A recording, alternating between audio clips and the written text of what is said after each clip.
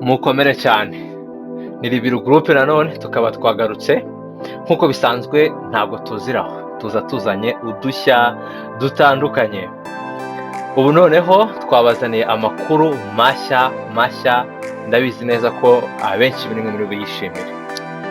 Amakuru mashya rero nta yandi, nuko buri muntu wese ashobora gutunga imodoka ya hybrid ku mafaranga make. Ese ubundi mperutse kuganira n'inshuti yanjye yaguze imodoka, numva ari kurira avuga ati iyi modoka irananiye. Namubajije ubwoko bw'imodoka, ntungurwa no kumva mbwiye ko ari izi modoka zigezweho za hybrid, ariko ubwo nahise ngira ikibazo cy'ahantu yayiguriye. Numva yatumije muri Dubai. Ubu rero noneho nabazaniye imodoka zitavuye Dubai, imodoka zivuriye ku ruganda, imodoka zavuye muri South Korea. Mu by'ukuri inshuti zanjye, mwese abantu mukunda imodoka mukeneye kumenya itandukaniro ry'imodoka zivuye Dubai n'imodoka zavuye mu gihugu zakorewemo. I Dubai mu Barabu haba inganda zikora ibyo bita refurbishing. 90% y'imodoka zaziri Dubai ntabwo ari second hand gusa, ahubwo aba ari imodoka zapfuye, zakoze accident zikomeye cyane, nuko bakazisubiramo bakongera kuzihereza isura.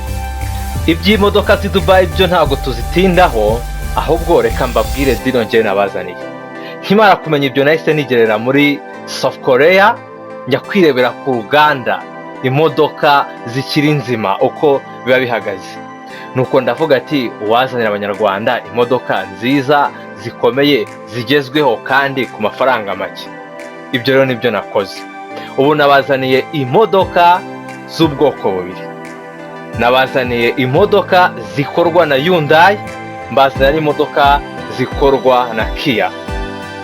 Marike yose ushaka kandi ukayibona i Kigali ifite ibyangombwa byose byuzuye.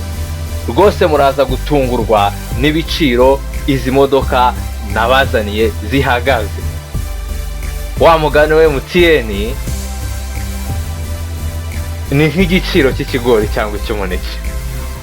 Nk'uko muri kubibona kuri screens zanyu, iyi ni Hyundai Sonata 2012, ikaba ikiri net cyangwa se kiri muri perfect condition.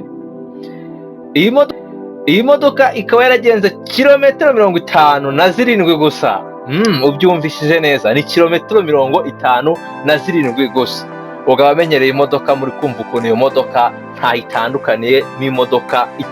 Yego, duhereyemo imbere murabona ko rwose iyi modoka aracyari nshya. Interior design yayo iracyameze nk'uko yari imeze ku ruganda, ntabwo ari bya bindi bagenda i Dubai bagahindura. Iyi ni imodoka nshya yakoreshejwe amezi make ashoboka. Uko imeze aracyari ibikoresho byayo byo ku ruganda originali. Ntiyariwe mbatinjira rero, imodoka nk'iyi nziza iri muri perfect condition, igifite ibikoresho byayo original byavuye ku ruganda rwa Hyundai, wayibona kuri miliyoni 10 zonyine. Nta mukomisiyoneri n'umwe wishyura, kandi iyi modoka uyibona iri Kigali ifite ibyangombwa byose, ifite plaque n'ibindi byangombwa byose ikenera kugira ngo igende mu muhanda wo mu Rwanda. Ntugire ikibazo rwose, nta mafaranga ya komisiyo uzigira wakwa. Ni miliyoni 10 zifunze. Dufite na promosiyo ku bantu bifuza gukora order y'imodoka.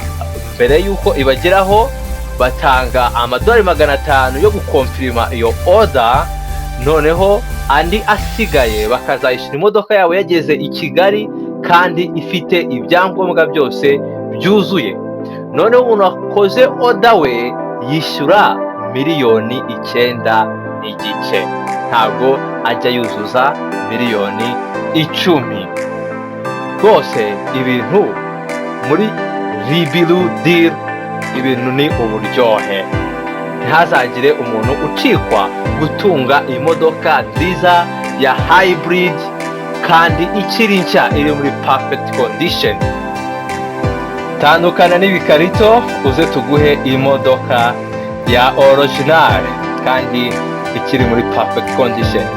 Niba ugize ikibazo cyangwa se hari amakuru ushaka gusobanukirwa kurushaho, rwose ntugire ikibazo kuduhamagara. Nimero zacu twazishyizeho ni 0788 utwandikire ugire ikibazo cyose watubaza cyangwa igitekerezo, byose twiteguye kubyakira. Mwakoze cyane cyane, ciao ciao, naho ubutaha.